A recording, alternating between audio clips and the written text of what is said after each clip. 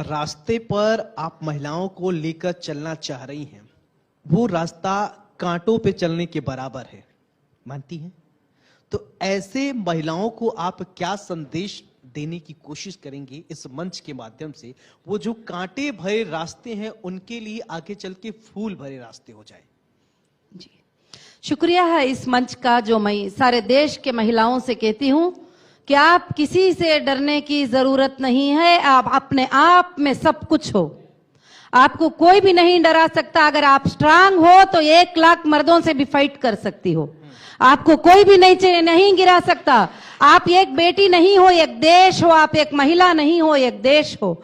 और मैं यही आपको इस मंच से देना चाहती हूं कि आप महिला हैं, मगर वही दिल, वही आंखें, वही जज्बा, वही खून आपके जिस्म में है जो मर्द कर सकते हैं, उससे बढ़कर काम आप कर सकते हैं। मुझे लोग पहले सताते थे, डराते थे, कहते थे, ट्विटर पे बड़े बड़े एमपीस होने वाले ट्वीट कर देते थे कि रोटी पका लो, नेशनल पार्टी बनाने की क्या जरूरत है। मैंने उसके जवाब में यह दिया कि मैं रोटी भी बना सकती हूं, देश को भी चला सकती हूं, मगर आप देश चला सकते हो, रोटी नहीं बना सकते। तो इसलिए हम सबके साथ फाइट कर सकते हैं और हम बड़े ताकतवर हैं। आप ये मत समझो कि इनके पास पावर है तो ये करेंगे, पैसा है तो ये करेंगे। हम बगैर पावर के, बगैर पैसे के भी सब कुछ हैं, क्योंकि हमारे बगैर ना भाई है, हमारे बगैर ना शोहर है, ना हमारे बगैर बेटा है, ना हमारे बगैर देश है। तो हम ही सब कुछ है। इस बात को जैसा आपने जिस तरीके से प्रेजेंट किया, यही कहा जा सकता है, न हो साथ कोई, अकेले बढ़ो तुम, सफलता तुम्हारी कदम चूम लेगी।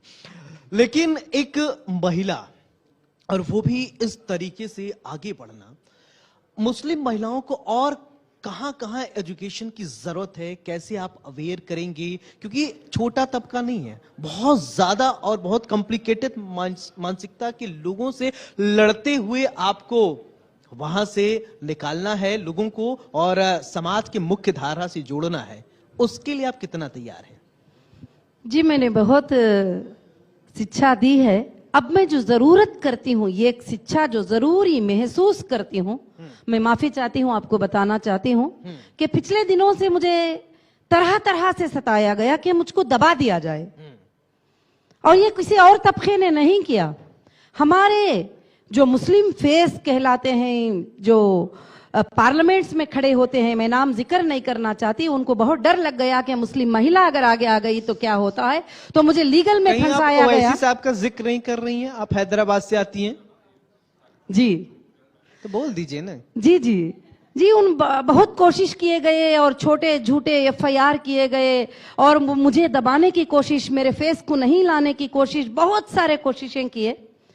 तो मुझे बहुत सारे चीजों का, मुश्किलों का सामना करना पड़ा। मैं माफी चाहती हूं कि नाहक से जब मैं महिला एम्पावरमेंट पार्टी बनाई तो नाहक से मुझे अंदर जेल में रहना पड़ा। आप माफी क्यों मांगती है? आपने जब गलती की नहीं है, जब आप महिलाओं को मुझे नहीं, क्योंकि आप यहाँ शिक्षा की बात आ रही है जी, तो बिल्कुल शिक्षा की बात आ रही है, तो मैं ये बात नहीं करना चाहती थी, मगर अभी ये बात बताना जरूरत समझती हूँ कि किस शिक्षा की महिलाओं को जरूरत है। तो जब मैं अंदर नाहक के FIR से मैं अंदर चली गई, मुझे अंदर डालने की कोशिश किया गया। मैं 10 अक्टूबर को तेलंगाना में अनाउंस करती हूं कि मैं ऑल इंडिया महिला एम्पावरमेंट पार्टी की तरफ से 119 सीट्स पे कंटेस्ट करने वाली हूं। तो मैं 14 अक्टूबर को अरेस्ट हो जाती हूं, सिर्फ 3 दिन के अंदर।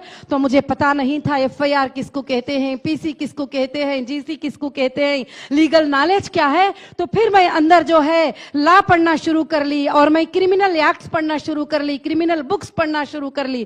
फिर मैंने आने के बाद में हीरा लॉ एसोसिएट को मैंने फॉर्म किया और मैंने देखा कि कई महिलाएं वहां पर अंदर इनोसेंट हैं, वो बाहर निकल नहीं सकते ही, उनको लीगल कोई नॉलेज नहीं है। तो मैंने लीगल पे काम किया, उन महिलाओं के लिए वकील को रखकर हजार फाइन बनना होता है, 2-2 साल अंदर रहते ही मैंने उनको बाहर निकाला।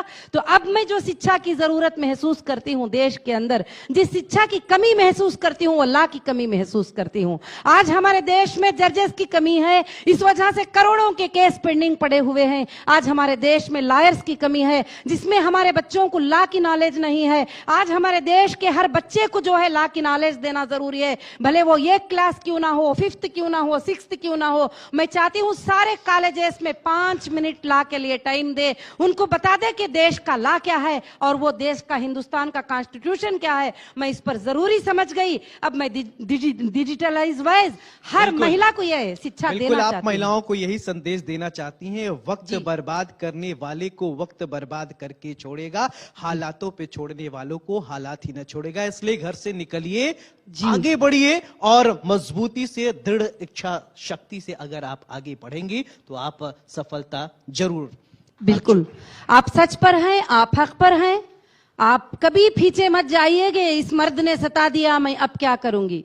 औरत को लोग ये बोलकर सताते हैं, उस पर एक छोटा सा इल्जाम लगा दो गलत का तो फिर वो गिर जाती है, बुखार आ जाती है, ओढ़ के सो जाती है।